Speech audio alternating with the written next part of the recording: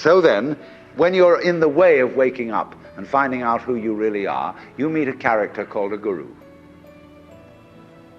As the Hindus say this word, the teacher, the awakener. And what is the function of a guru? He's the man who looks at you in the eye and says, oh, come off it. I know who you are. You know, you come to the guru and say, sir, I have a problem. I'm unhappy and I want to get one up on the universe, or I want to become enlightened. I want spiritual wisdom. And the guru looks at you and says, who are you? You know Sri Ramana Maharshi, that great Hindu sage of modern times? People used to come to him and say, Master, who was I in my last incarnation? As if that mattered. And he would say, who is asking the question? And he'd look at you and say, basically, go right down to it. You're looking at me, you're looking out, and you're unaware of what's behind your eyes. Go back in and find out who you are, where the question comes from, why you ask. And if you've looked at a photograph of that man, I have a gorgeous photograph of him, and you look in those, I walk by it every time I go out of the front door, and I look at those eyes, and the humor in them, the lilting laugh that says, oh, come off it, man. Shiva, I recognize you. When you come to my door and you say, I'm so-and-so, I say, ha ha, what a funny way God has come on today.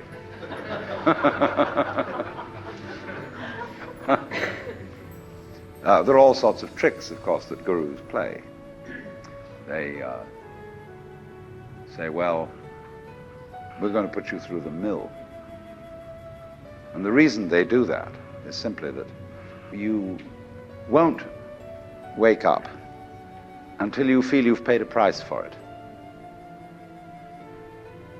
In other words, the sense of guilt that one has, or the sense of anxiety, is simply the way one experiences keeping the game of disguise going on.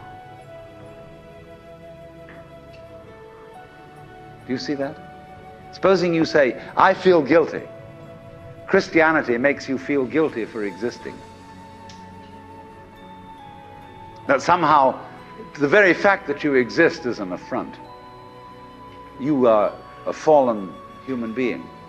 I remember as a child when we went to the services of the church on Good Friday, they gave us each a colored postcard with Jesus crucified on it. And it said underneath, this have I done for thee, what doest thou for me? You know, you felt awful. You nailed that man to the cross. Because you eat steak, you have crucified Christ. Because you killed the bull. After all, you depend on it. Mithra, it's the same mystery. And what are you going to do about that? This have I done for thee, what doest thou for me? You feel awful that you just exist at all. But that sense of guilt is the veil across the sanctuary. Don't you dare come in. In order to, you know, in all mysteries, when you're going to be initiated, there's somebody saying, don't you come in. You've got to fulfill this requirement, and this requirement, and this requirement, and this requirement, then we'll let you in. And so you go through the mill. Why? Because this is, you're saying to yourself, I won't wake up until I feel I deserve it. I won't wake up until I've made it difficult for me to wake up. So I invent for myself an elaborate system of delaying my waking up. I put myself through this test and that test, and when I feel it's been sufficiently arduous, then I may at last admit to myself who I really am and draw aside the veil and realize that after all, when all is said and done, I am that I am, which is the name of God.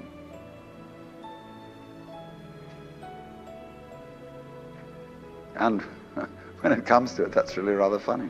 They say in Zen, when you attain Satori, nothing is left to you at that moment but to have a good laugh.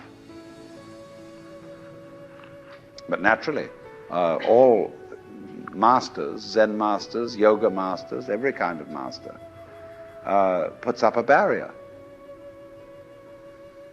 and says to you,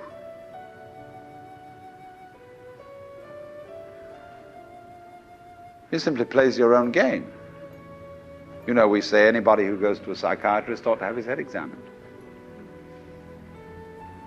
Because you, when you go to a psychiatrist, you define yourself as somebody who ought to have his head examined.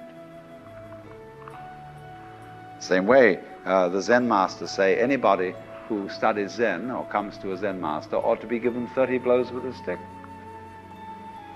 Because he was stupid enough to pose the question that he had a problem.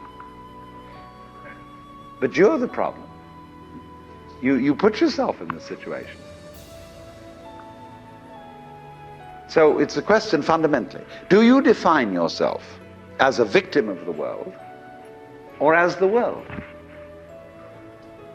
You can define yourself.